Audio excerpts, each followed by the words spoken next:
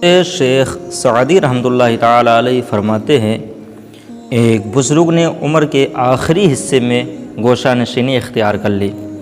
یہ بزرگ ان لوگوں میں سے ہرگز نہ تھے جو ہر کام دکھاوے کے لیے کرتے ہیں اور دنیاوی فائدہ حاصل کرنے کے لیے دینداری کا ڈھونگ رچاتے ہیں۔ ایسے لوگ آپ کو کہیں نہ کہیں ضرور مل جائیں گے کہ وہ جو بھی کرتے ہیں وہ صرف دنیاوی کاموں کے لیے، یعنی دنیا میں اس کو یوں کہا جائے کہ یہ بہت بڑا متقی ہے، پرہیزگار ہے۔ بہت ایسے ہوتے ہیں، ہر بستی میں ایک نہ ایک آپ کو مل جائے گا کہ دکھاوے کے لیے نماز پڑھتے ہیں، دکھاوے کے لیے روزہ رکھتے ہیں، اور بہت ایسے بھی ہوتے ہیں جو نماز پڑھتے ہیں، روزہ رکھتے ہیں، تمام نیک کام کرتے ہیں تو صرف اس ارادے سے کہ اللہ اور اللہ کا رسول راضی ہو جائے، خدا کو راضی کرنے کے لیے، سمجھے، خدا کو راضی کرنے کے لیے ہر وہ نیک کام کیا کرتے ہیں۔ اب ان کو اگر کوئی برا کہہ رہا ہے تو وہ برا کہنے والا خود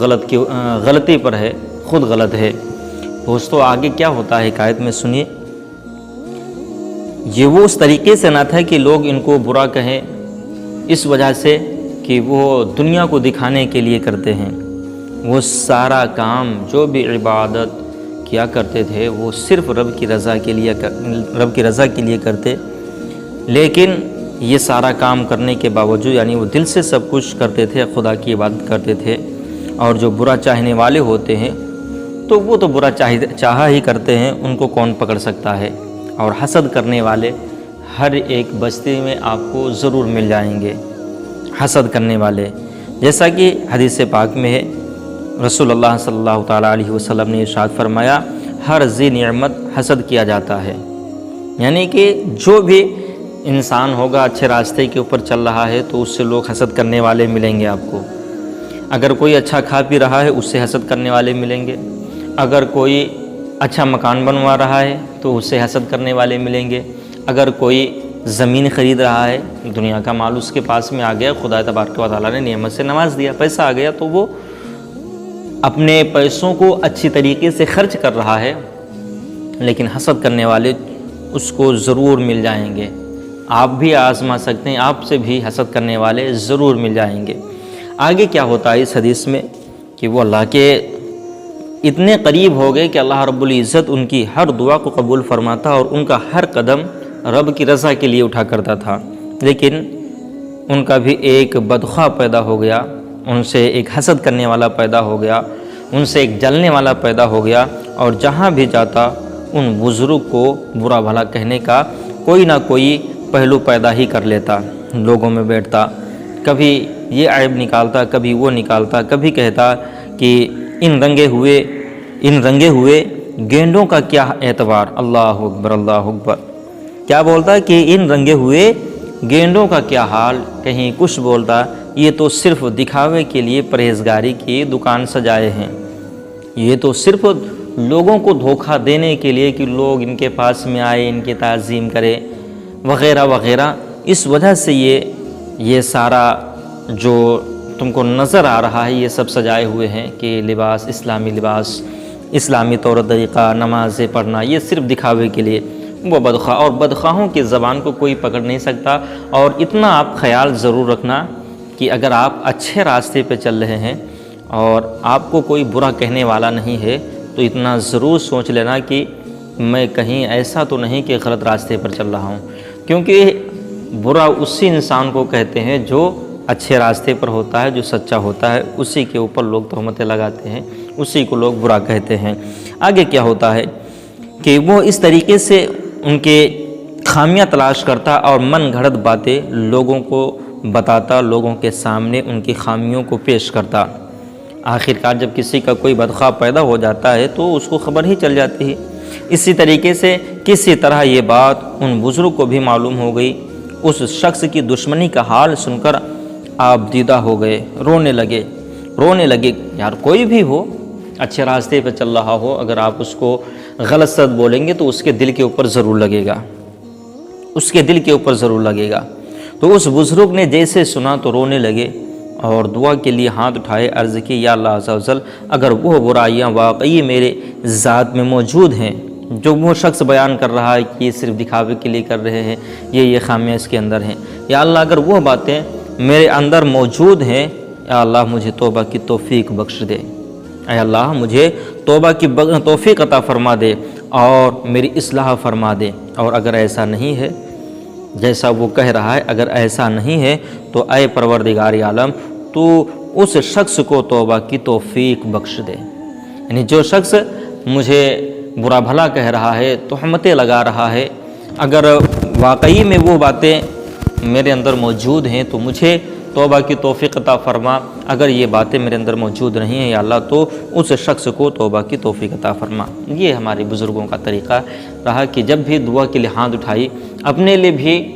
دعا کی اور جو دشمن ان کا ہوا ان کے لیے بھی دعا کی توفیق عطا فرمائی۔ یہ حکایت بیان کرتے ہوئے حضرت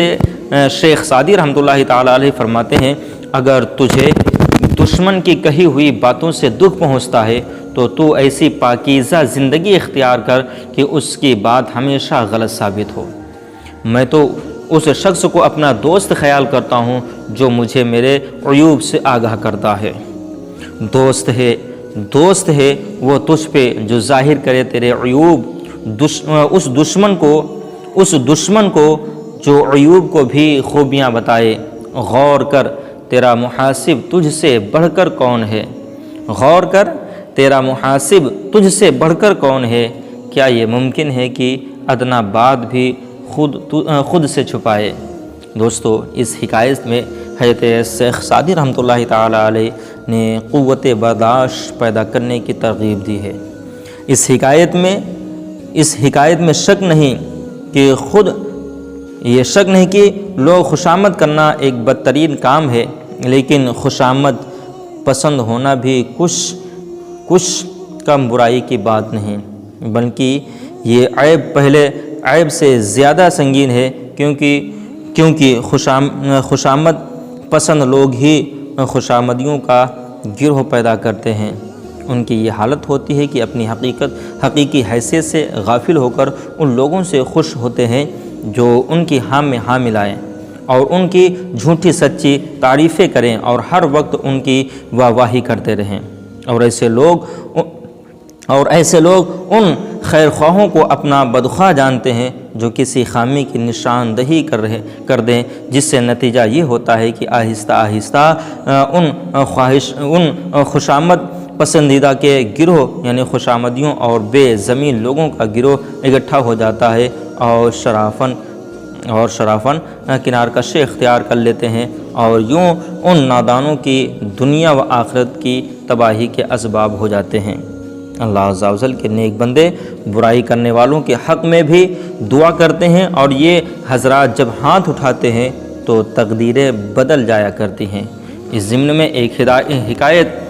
جو آپ کے ایمان کو تازہ کر دے گی، آپ اس کو باغور سنیں، انشاءاللہ رب العزت آپ کو مزہ آئے گا اور آپ کی نیکیوں میں اضافہ ہوگا۔ حضرت سیدنا معروف خرقی رحمۃ اللہ تعالیٰ علیہ ایک روز ایک قافلے کے ساتھ کہیں جا رہے تھے کہ آپ نے دجلہ کے کنارے نوجوانوں کا ایک ٹولہ دیکھا جو فسق اور فجور میں مشغول تھا۔ آپ کے جتنے چاہنے والے تھے، آپ کے جو ساتھ میں آپ کے مرید تھے، انہوں نے عرض کی کہ حضور ان کے لیے بد دعا کیجیے تاکہ خدا تعالیٰ ان سب بدمعاشوں کو غرق کر دے اور ان کی نحوست پھیلنے نہ پائے۔ حضرت معروف خرقی رحمۃ اللہ تعالیٰ علیہ نے فرمایا کہ ٹھیک ہے۔ ہاتھ اٹھایا اور دعا کرتے ہوئے ہاتھ اٹھائے اور دعا کہا کہ میں دعا کرتا ہوں، تم سب آمین کہنا۔ سب نے ہاتھ اٹھائے اور آپ نے دعا کی، یا اللہ عز و جل جس طرح تو نے ان کو اس جہاں میں عیش و عشرت میں رکھا ہے، اسی طرح ان کو اس جہاں میں بھی عیش و عشرت نصیب فرما۔ آپ کی اس دعا پر جتنے بھی آپ کے ساتھی تھے سارے تعجب میں آ گئے، تعجب کیا اور وجہ دریافت کی تو آپ نے فرمایا کہ ذرا ٹھہرو، میرا مقصد ابھی ظاہر ہو جاتا ہے۔ تھوڑی دیر کے بعد جو ہی ان کی نظر شیخ معروف خرقی رحمۃ اللہ تعالیٰ علیہ پر پڑی تو وہ فوراً انہوں نے اپنے آلات موسیقی سب توڑ پھوڑ ڈالے اور شراب بھی پھینک دی اور زاروں قطار رونے لگے اور سب آ کر حضرت کے قدموں میں گر گئے اور سچے دل سے تائب ہو گئے۔ حضرت معروف کرخی رحمۃ اللہ تعالیٰ علیہ حضرت معروف کرخی رحمۃ اللہ تعالیٰ علیہ نے اپنے ساتھیوں سے فرمایا، دیکھ لیا تم نے کہ مراد حاصل ہو گئی بغیر اس کے کہ یہ غرق ہوں، یہ انہیں